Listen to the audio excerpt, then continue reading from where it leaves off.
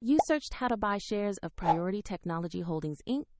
Priority Technology Holdings, Inc. is listed on NASDAQ under the ticker PRTH and operates in the industrial technology sector.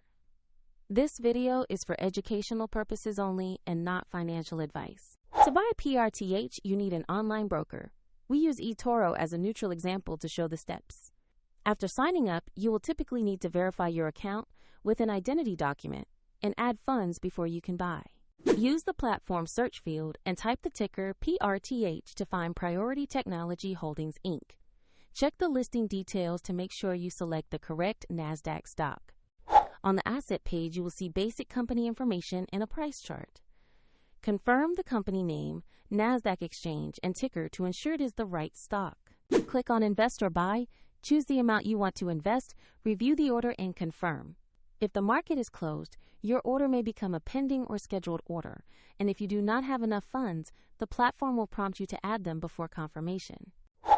After the trade executes, your position will appear in your portfolio. For convenience, the example link to eToro is included in the video description.